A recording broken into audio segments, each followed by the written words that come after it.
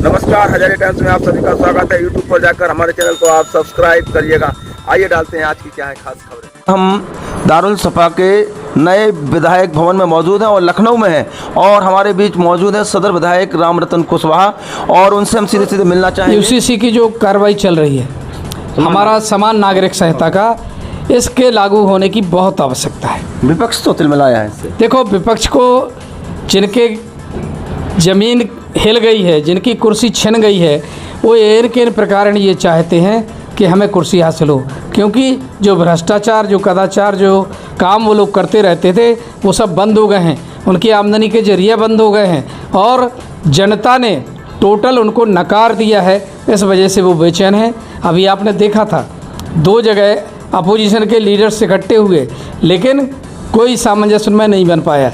अब उनकी बैठक बेंगलोर में चल रही है और केवल एक दूसरे को बचाने के लिए सब इकट्ठे हो रहे हैं। उनको जनता से कोई लेना देना नहीं है, उनको इससे मतलब नहीं है कि सरकार किसकी बने। उनको मतलब केवल इतना है कि मोदी जी देश में प्रधानमंत्री ना बने।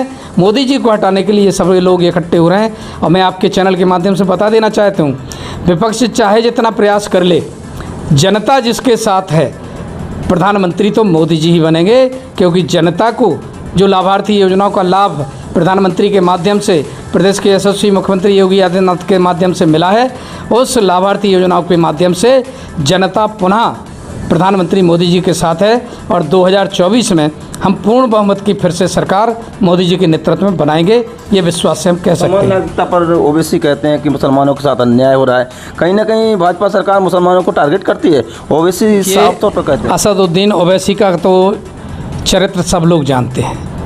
उसको अपनी सांसदी से मतलब है और उल्टा सीधा बयान दे करके समाज में अपनी प्रतिष्ठा को बचाए रखता है। मुस्लिम समाज आज देश के साथ जुड़ रहा है, बहुत अच्छी बात है। और हम कहते हैं वो भारतवासी हैं, फिर मुस्लिम हैं, पहले भारत के साथ रहना चाहिए, भारत के साथ जुड़ें। उनका सम्मान भारतीय जनता पार्टी करती है। लेकिन हमारे देश में रह के कोई पाकिस्तान जिंदाबाद बोलेगा और भारतवर्ष को मुर्दाबाद, तो ये हम लोग कतई बर्दाश्त नहीं करें, चाहे वो कोई हो। हम जातिवाद में विश्वास नहीं करते हैं, हम धर्म संप्रदाय को उतना महत्व नहीं देते हैं, लेकिन हमारा सीधा है कि सांप्रदायिकता किसी को फैलाने नहीं देंगे, ना सांप्रदायिकता हम फैलाएंगे।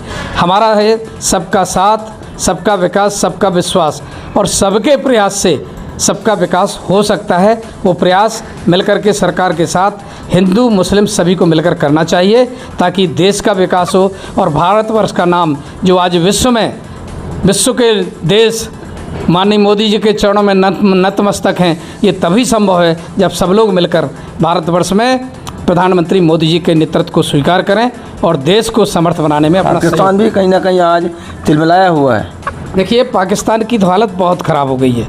आज सड़क पर आ गया है, कटोरा लिए घूम रहा है कि कोई हमको लोन दे दे, कोई हमारे देश को कर्जा दे दे। और इतना कर्जा पाकिस्तान पर हो चुका है कि वो कई वर्ष उसको कर्जा निपटाने में लग जाएंगे। अपनी आर्थिक स्थिति संभालने में कई सरकारों का बलिदान होगा, तब जाके कहीं पाकिस्तान स्थिर हो सकता है। पाकिस्तान को अपनी गतिविधियां ठीक कर लेना चाहिए, आतंकवादी गतिविधियों में संलिप्तता ख़त्म करनी चाहिए और भारतवर्ष के साथ अगर मित्रवत व्यवहार करके काम करेगा तो पाकिस्तान अच्छे ढंग से अपनी आजीविका, अपनी सरकार चला सकता है।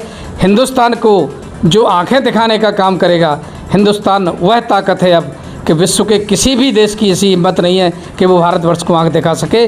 पाकिस्तान तो बहुत छोटा देश है और भारतवर्ष अपनी सीमाओं का उल्लंघन नहीं करना चाहता है, अन्यथा हम जानते हैं कि 4 घंटे में पाकिस्तान पूरा का पूरा नष्ट भारतवर्ष जैसा आतंकवादी देश जो आतंकियों को संरक्षण देता है केवल पैसे के लालच में, उसको ये ज्ञान नहीं है कि हम जिनको शरण दे रहे हैं कल वही उनके दुश्मन भी होंगे।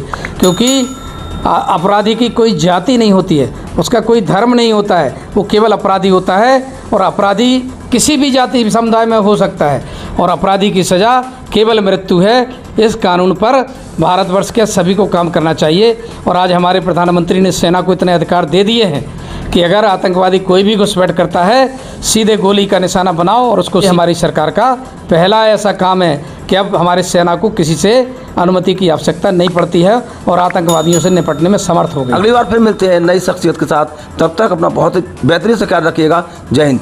जय हिंद।